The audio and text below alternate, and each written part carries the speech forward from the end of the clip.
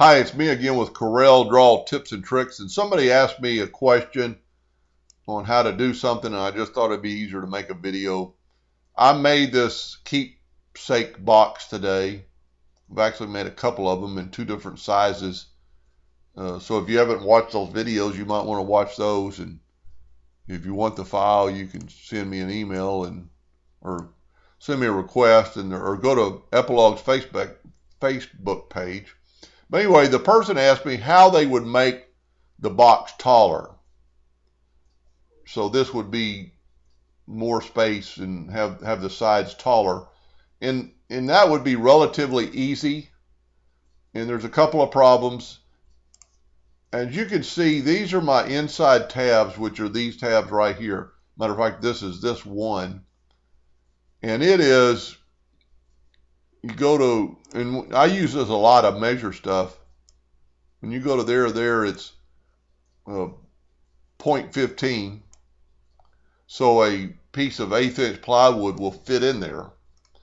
And the top has I don't know if you can see it in the picture, but the top has two layers of plywood glued to each other. So this part actually fits down in the box so it won't slide around. So to make it deeper, you need to make both these deeper. So we're going to move this out of the way for just a second. And it would be really easy to make it deeper. Now, with that said, if you made it too much deeper, you might have to add another connection here. But we're already apart. I've already arranged and took it apart. So all you'd have to do is just raise it up. And you're watching my numbers go up. So I'm at 2.5 inches. Now that's one way, but then you're going to have to change these. So the easiest way to do that would be, and these are all broken apart, every one of these pieces. So engulf them or lasso them, hold down your shift key, lasso those, hold down your shift key, lasso those. Now keep your shift key down and hit your edge. And you can see you've got 73 objects, so you don't really know if you've got them all, but I'm pretty sure you do. And then you can just go up and stop.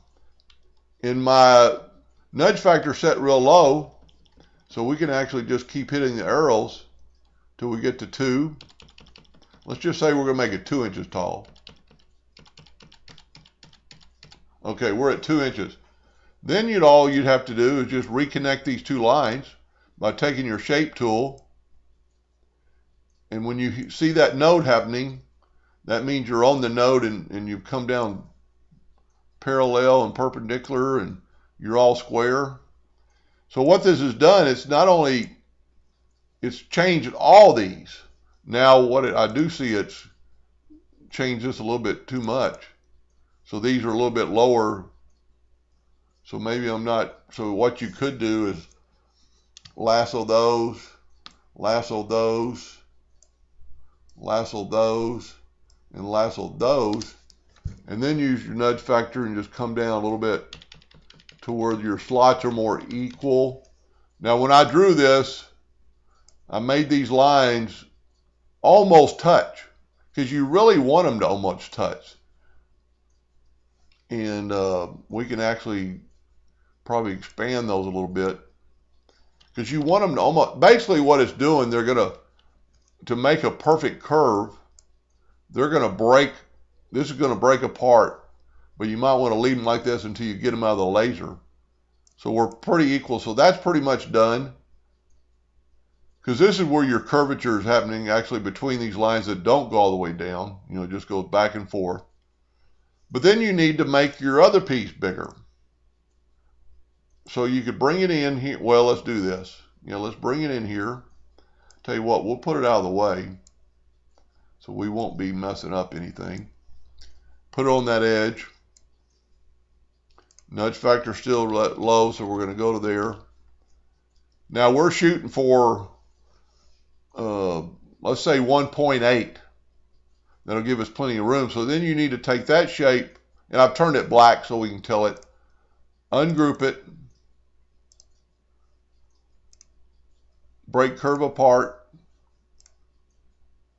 Then you're just grabbing that line, hold down your control button so you'll go straight up. And of course you can measure this. So parallel dimension tool, which is really handy. And you'll see when it gets that edge. So we're at 1.74. So let's zoom in here. And I realize a lot of people aren't ever going to do this, but hold down your control button.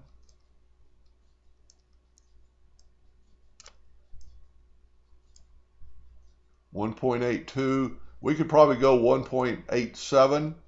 That's good. Take your shaping tool, and then you would want to group all these together, and you might be in trouble because you might be grouping. Yep, I did. I grouped part of my circle, so that you don't really want to draw it on there. I shouldn't have done that, but there's ways around that. You could group that, hold down your shift key, group that, group that, group that, group that. Let's see if we got it all. Nope, we don't have it all. But I'm not going to take the time of the video, but you could hold down your shift key again and you could get all your parts. Almost got them all. You can move it back, hold down your shift key some more. Now you've got them all. And then you would group that together. And you'd have to do the same thing to these two tabs. Just make them that high. Because we haven't changed the tabs per off the floor. And I'll just kind of show you. Our tabs are still in the same spot. We didn't change those.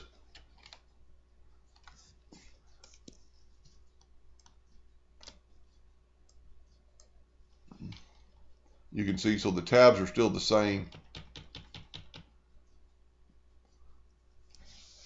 So the box is going to fit together.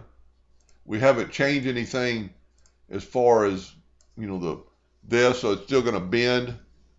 The only problem I see is you've got a lot of space up here without a tab, and you could actually add another tab and make it work. But this would really be strong enough. You could actually put a drop of this tab and this tab are so tight that the wood's not going to come apart. But then on the very top, you could put a little drop of CA glue or super glue, and it would hold it tight. So I hope that helped a little bit, and thank you for watching.